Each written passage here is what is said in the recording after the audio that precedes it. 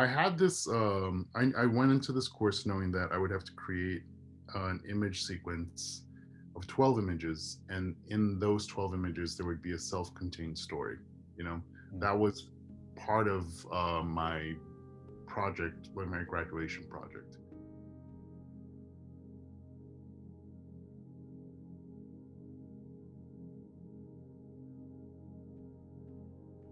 Well, we'll just start right now. So Okay. here we are. So I'm talking to John, and we're recording this for the Lab of Misfits because recently we asked people who work with Misfits, people with whom I've had conversations, and others to submit ideas, and more than that, to actually submit pieces of art that have been that explore perception and maybe have been uh, influenced or affected by their thinking regarding misfits and what we're thinking about perception. So John submitted his wonderful selection and collection of of photographs, and I, myself, Melanie, and the people who were making the selection, we thought it was amazing. So, John, I mean, I know who you are, Yeah. but people who might be watching this don't. So, can Yeah. you give us a little sense of who you are? Sure. I'm a Brazilian American. I was born in Brazil, was raised here in the US. I live in New York, and for the past almost 2 years, thanks to it was originally supposed to be a 1 year experience, but it turned into two because of COVID. I was getting my master's in cinematography in London, and now I'm back in the US. I'm currently in South Carolina, visiting family, and yeah, so I'm a painter. I am a filmmaker, and I try to just fall under visual artist category, so it doesn't limit myself so much in what I can go into. But I've worked on TV shows, documentaries, commercial campaigns, films, and now I'm really trying to shift more into a narrative uh, storytelling um, world. And I guess, you know, I was very lucky that part of the required reading for my school, for my program. So it was one of those You mean moments. deviate? Yeah, deviate your book. Mm. So like that's kind of how I got into the whole idea of visual storytelling and what that means. And in school they tell you that you're always telling yourself stories no matter what you are doing. Your brain is Yeah. always telling yourself a story. And then as a storyteller, especially as a visual storyteller, how to make that the most effective, right? Like how do you tell with frames, and how do you create meaning, or how do you just create a story that people then take meaning from, and how can you do that well? So that's the goal. Well, I mean, when we had our series of conversations, Mhm. we were talking a lot about how the frame, which is a lot of people won't realize, I suppose, I didn't, when someone's creating a film, Yeah, they're taking it frame by frame and yeah, thinking, what's the meaning of this frame? And then what's the meaning of the next frame? And what's interesting about that, and many things are, but from the perspective of perception, that not only are there going to be elements and contextual elements within that frame, but also between the frames, yeah, right? Um, and we were wondering, and you were talking about how you can we better understand um, and explore the assumptions and biases that people have when they look at any one frame, hmm and the relationships between them. Um, and even at the level of, we were talking about color and light and yeah, sound, the most basic elements of perception. mhm, So I was wondering where that took you to in thinking about the color, the lighting, yeah. etc., and that sense of artificial versus natural that we talked a lot about in the past. So I'm I had this. I went into this course knowing that I would have to create an image sequence of 12 images, and in those 12 images, there would be a self-contained story. You know, Mm. that was part of my project, like my graduation project. We had to make films, we had to do that, but on our own, we had to create this 12 image sequence. So, you know, I mean, I'm still finishing up the last part of my thesis now, but the thing is, when I sat down to think about all of these things, lighting and um, color and the interaction of frames with each other, it started to like really blow my mind because the possibilities are endless, right? Like you can create pretty much anything you want within that frame. But my first goal was to let the ideas kind of like run wild in my head for a little bit, but then later just try to be as simple as possible, right? Like because lighting or just basic photography, like you could do so much with it. So how do you kind of like limit yourself, or you give yourself parameters to work within, and you try to encapsulate those ideas, right? That was my first goal, like simplicity. And simplicity in itself, like this is something that we talked about too, like simplicity often has the most complexity, Yeah. right? Like the most simple things are the ones that have the greatest complexity. So um Well, what actually, what, because that will sound contradictory for many people, that yeah, within simplicity is complexity. I think right, I have understanding of what you mean, and I also there's a difference between complexity and complicated, right, right? I'd be interesting to think about what a complicated image would look like, and why that would and wouldn't be good, versus a complex image, and right, why that is a much more interesting, engaging way of thinking and expression. So what for you, and ultimately I want to get to the images that you've actually created and the sequence that you right. created, because that's what people will be looking at. But what for you is that different? What do you mean by having that the most simple is often has complexity within it, and the difference between them in general, but in particular with regard to photography or film? Okay, so if you think of like a painting of, I always think of like Chaucer's like images that were in Chaucer's Canterbury Tales.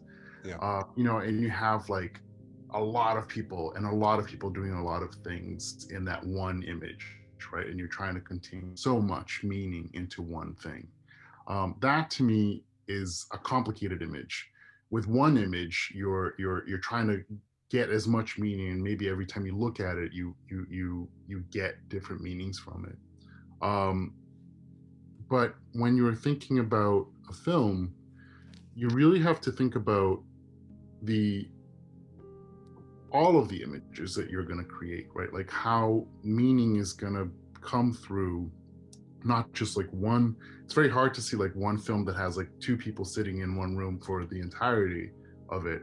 Usually you'd want some variety, and you'd want changes so that people see a progression. Like they you often hear people talking about like growth of the character, or just like development of the story, and usually that's very well thought out by filmmakers. They're saying, the character is going to start here, but they're going to end here. So how do you show that progression, so that the meaning itself is not contained within one image, Yeah. but it's going to come through the viewer as they watch this 1 hour and 30 minute story. So in cinematography, there people often talk about inflected versus uninflected images. Um, and sometimes an inflected image is kind of like a photograph that you look at, and all the meaning that you're supposed to get from that photograph is contained in there. So maybe there's like symbolism, maybe there is a character. It's one of those images that you look in and they really just draw you into itself, and you spend a lot of time doing that. But within that reflected image, in order for any one element to have a meaning, it has to have a meaning in relationship to all the other elements. because the meaning won't exist in itself. In the same way that if you take a letter, the letter has no meaning until you put it within a word, and the word within a sentence, sentence within a paragraph, etc. And you put it same word in different sentences, it's going to have a different meaning. Yeah. Right? So maybe then like an inflected image would be like a symbol, right? Like a symbol might carry a meaning in itself. Like you might just look at that isolated, and then an uninflected image is really going to have meaning by how it interacts to with the other ones, right? So does that mean that the latter, mhm, you could actually start with something completely arbitrary, mhm, not even arbitrary, even abstract, that it mhm, has no inherent value or quality or meaning to it, mhm. and it develops it through time and through the interactions. Yeah. But that doesn't necessarily. What I love about the difference between those is that the first one, Mhm. where the symbol you said has a meaning, that but it only has a meaning in relation to the past. Right. Right, that's perception, right? That the meaning of it, that the thing in of itself has no meaning still. Right. It's not imbued with meaning. The meaning actually comes from that historical relationship, Yeah. right? So it seems like one aspect in the beauty of the film and what we've talked about and you create is the Mhm. idea of taking something that could be completely arbitrary and constructing a meaning out of it. And in some sense, what you're doing is actually mirroring, in fact, not just mirroring, you're actually representing, embodying the actual process of constructing perception itself. Yeah. So if you think of an image sequence, and this is where simplicity comes in, right? Like by simplicity, there it's an intentional uh it's an it's it's an intentional execution of what you're going to create, right? So I'm trying to create an image sequence that has meaning by the interaction of these images, right? So if I put a lot of stuff in that frame, your eye is gonna go crazy in there, right? Like it's gonna start thinking like, oh, what does he mean? What does that mean? Like, why are those books there? Why is like depending on whatever setting you put your story in.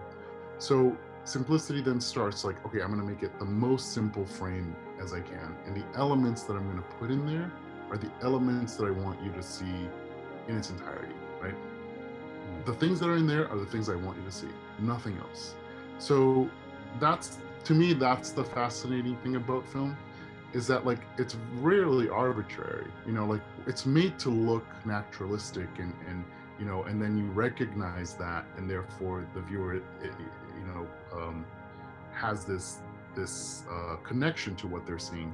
But the number of people that it takes to put something in one frame is incredible, right? Because you have art department and you have the lighting and you have like all these people who are trying to make it so that when people look at it, they're going to say either that, like if it's a drama, a family drama, like everything in this could be real, right? But that reality is constructed by so many different people. So the intentionality of that is something that really always drew me to film. That behind that camera there was always like 100 people, moving little elements, moving little objects. So in creating this image sequence, like simplicity meant, okay, let me only put in there the things that I want you to pay attention to. I don't want you to get lost in any other meaning because your mind is always creating meaning, right? Yep. I really just want you to see object A in one frame and then object B in the second frame, or object A, how that's become different, right? So that the jump from A to the second version of A is where your mind, because your mind has evolved to find change, right? Like so, from A to B, there's going to be a jump. So you're the story you're going to tell in your head is how did that happen? How did A go from A to B? Um, and in school, as an artist, as a painter, the more I think you leave that open, the more you leave that meaning open to people, the more effective and engaging the story then becomes. Yeah. If you feed them everything, if you tell them how A got to B, then they're like, whoa, like I get it, but it's not. But if you just kind of like leave it open, you don't really explain things so much. You kind of just drop the viewer into the middle. Then you're like, wait a minute. First, I have to make sense of all this, right? And then if your brain is already doing that much work, then the simplest scenario you can give it to it for it, then perhaps that is where the complexity comes in, right? The complexity isn't in the image itself, but it's in the story that you're going to now have to tell yourself. And if you make that really complicated, then you lose the viewer. They're like, they can't follow. So it's like, keep it simple and complex, right? But yes, right, literally, because you're not having to figure anything out. Everything's right, just spelled out for you. It's a really bad poem. It's an instruction manual guised in the form of entertainment. right, But what you're describing is, I find, to be a visual poem where you're requiring the person to actually construct that meaning, and you're giving them the opportunity to do so. But as you say, if you have too much, well, then they're not necessarily going to track in the same way you want them to track. right, But but because they're layering in the meaning, and what I find fascinating is the difference often between, say, radio right, and television, or between reading a book. right, And because now you're actually constructing the image in one's mind, the meaning. In this case, of course, for you, you've constructed the imagery, but they're constructing the meaning of that imagery, but the same with the other. And I find that people find themselves actually creating more, they walk away feeling more energized. yeah, Right? yeah. And I find that a fascinating thing. The irony being that it requires more effort, and yet you feel more energized than the thing that actually requires less effort and you feel a little bit exhausted. Right. Which also builds on the fact that we sort of evolved to do this, that your brain actually wants to create that sense. Yeah.